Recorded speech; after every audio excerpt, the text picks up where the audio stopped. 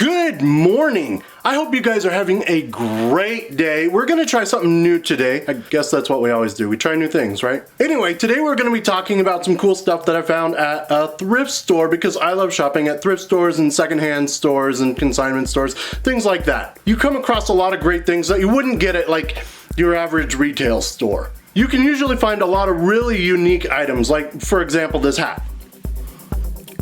My friend Cassie found this hat for me at a secondhand store and I think it's pretty cool. I don't wear it around, obviously, but I do like to keep it in my display case because it looks awesome. But again, it's not one of those things that you're gonna go into like a department store and find sitting on the shelf. So you get a lot of unique items, and a lot of times these items are for a really good price. Definitely less than you would spend at your average retailer.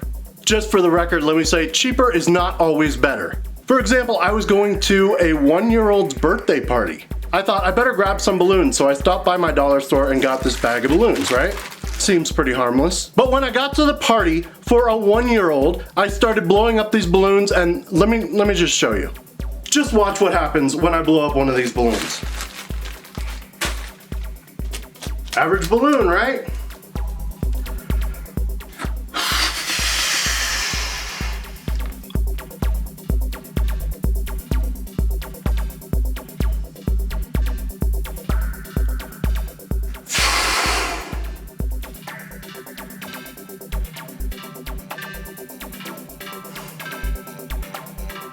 At a 1-year-old's birthday party. Really? That milk balloon just hit me in the face. Anyway, yeah, not using these again. But back to the thrift store haul. A lot of times on YouTube when you see these thrift store hauls, it's usually girls who went out and got a bunch of cheap clothes and then they try them on or something. So basically it's like 10 minutes of watching this.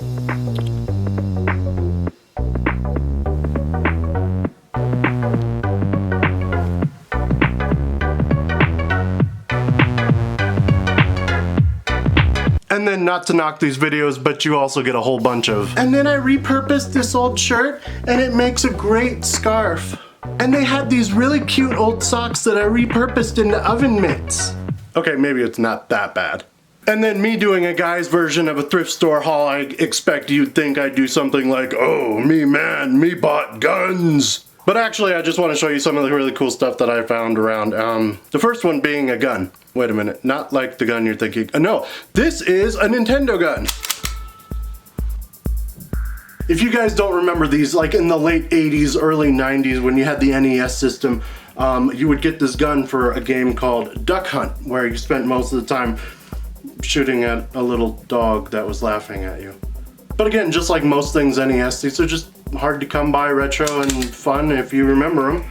Also, you can totally do a lot of really cool DIY projects. Check that out on YouTube. There's just a lot of really fun things you can do with this. And it's just a great thing to have around. And if you have an old NES, it's even more fun. Another thing I like to collect, and you may have seen some of these in previous videos, is really old books. These two just happen to be The Robe, a 1944 edition, and also Funeral Manual, a 1923 edition.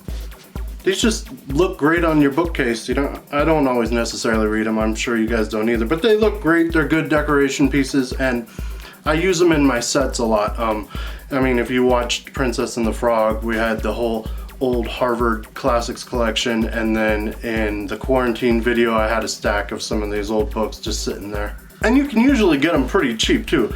I mean, like, I got this one for like 10 cents and this one for like 15 cents. So it's not like you're gonna break the bank buying some of these antiques, which might also let you know that they're definitely not worth much, but it's definitely worth 10 cents to me to have a pretty cool old vintage book sitting on my bookcase. And speaking of vintage items, another thing I like to collect is old cameras. Over the years, I've bought a whole bunch of old style cameras and stuff that I just like to either display in my display cases or just have sitting around in different decorative spots in my room or something like that. Most of them don't work, some of them do, but it's really hard to get film for those anymore. So some of my better looking ones I like to put up in my Marilyn Monroe display case or sitting on my bookshelf or something like that. Pretty cool, again, mostly just for decoration. Let me show you 3 of them.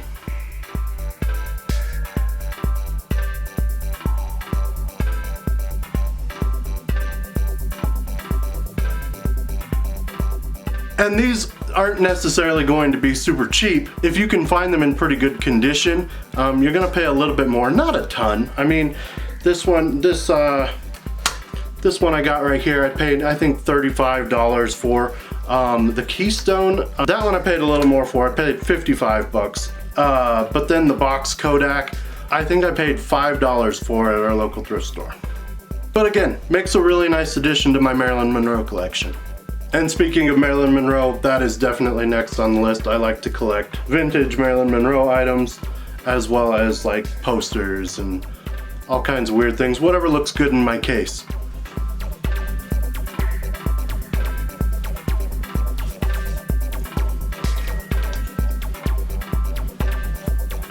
Just my guilty pleasure hobby, I suppose. The next category is a bit more random. This may sound weird, but I like to collect antique Catholic art. I recently picked up this one at a antique store that was going out of business. And I'm actually not going to talk about this one too much right now because pretty soon I'm going to be doing a whole video on a piece like this and a piece very similar to this. So definitely watch for that one. I think you're really going to like it. It's going to be a fun one. Next on the list is not an antique. He's not something I thrifted. In fact, he's something I found at the dollar store. This is my one and only garden gnome. I'm sure you've seen him in the background on a bunch of videos. He kind of sits on my craft desk. But there's a really fun but sad kind of story about this guy.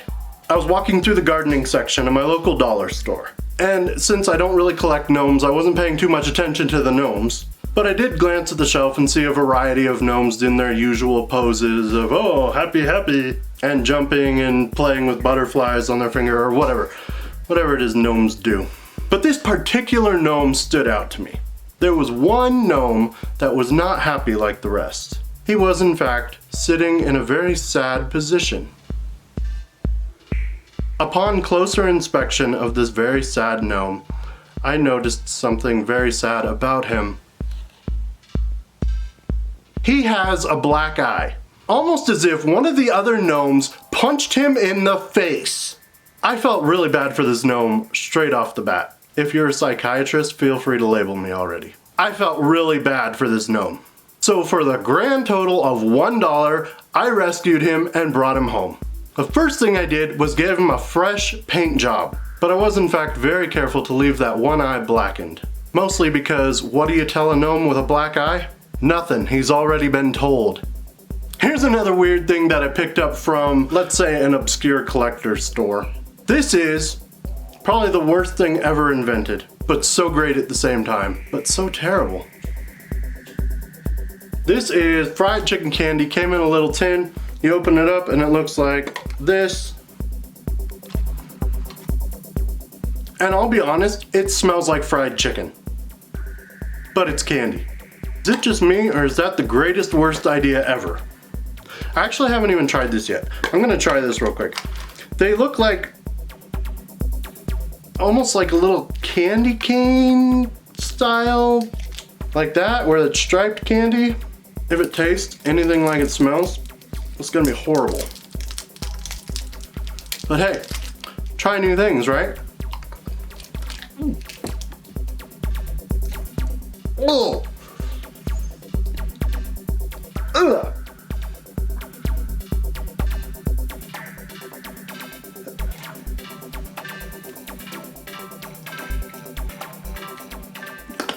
Okay, those are without a doubt decorative purposes only or something. It makes a great conversation piece if you're gonna like have it on your shelf or something like that. I'm sure somebody's gonna be like, whoa, that's crazy, where'd you get that? And you can be like, try one. Next up, and I'm sure I'm not the only one who likes to collect these, especially if you go to like Hobby Lobby or places like that, you find those little wooden boxes that are decorative and are just really cool. I was going through a thrift shop and I found a decorative box, I guess you'd call it. Anyway, this is my box.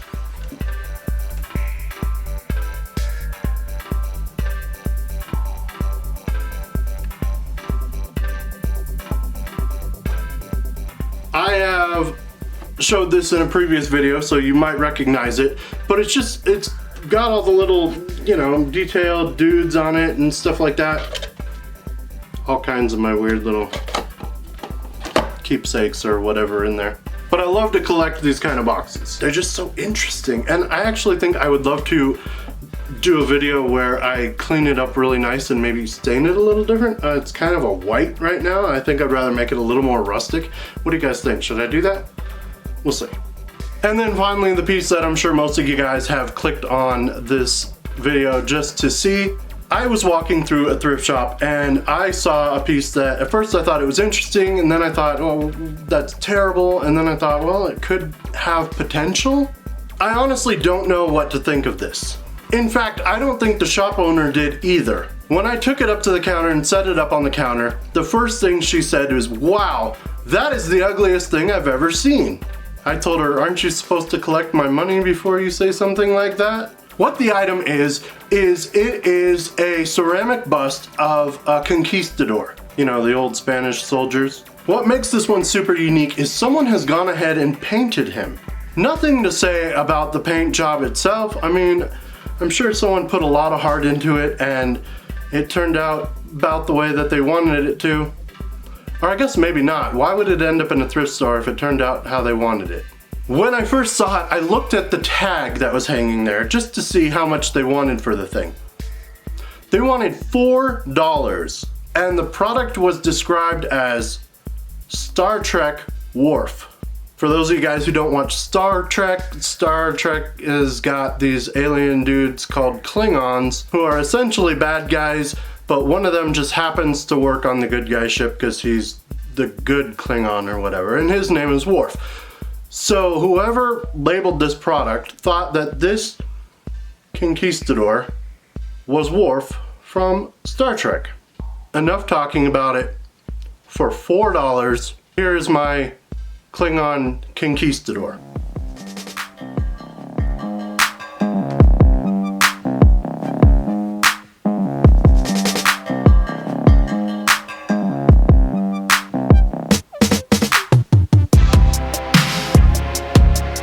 Not terrible. A little weird. Not terrible. But let's say, oh, I'm a Spanish soldier and I'm going into war against the Indians in the rainforest. Let me put on my blue lapel and let me put on a orange scarf. Felt fancy. Might kill some Aztecs later, who knows? But I can see where they're coming from with the whole Klingon thing. I mean, he's got the wrinkled forehead, the darker toned skin, and he just kind of looks dangerous. But my real question is, what do you do with a thing like this? The reality is, a conquistador bust would look really cool in a bookcase. But on the other hand, not one in his fancy scarf and lapel. So I suppose there's three things that I could end up doing with this. I could repaint him. Not full of colors or anything, but like an old school bust style ceramic dude that you would expect to see in your bookshelf. Number two, I could send him on his merry way back to a thrift store or sell him on Etsy or something like that, and maybe someone else will get a little more enjoyment out of him. Or my third possibility, I could smash him and just say the world is better off without a piece of art that somebody, I'm sure, tried very hard to create.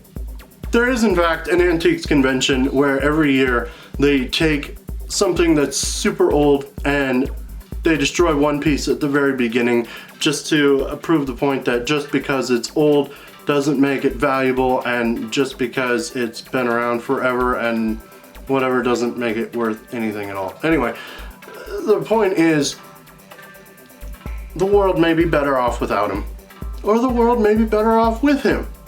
Could go either way. This Klingon Conquistador may have a purpose in life, and that purpose may be to get a fresh coat of paint, or to stay as he is, or to just go away. You guys decide. Let me know in the comments, what should I do with my Klingon Conquistador? Should I paint him, should I sell him, or should I smash him? I'm gonna leave that one up to you guys. That's the end of this video. Those are my favorite thrift store hauls that I'm gonna cover today, all 10 of them. You guys go ahead and let me know in the comments what you think about this. Thank you so much for watching. I hope you guys are having a great day. I will see you guys next time. Don't forget to hit that subscribe button if you haven't done that yet, and give this video a like. That would really make my day. Thank you guys so much. bye for now.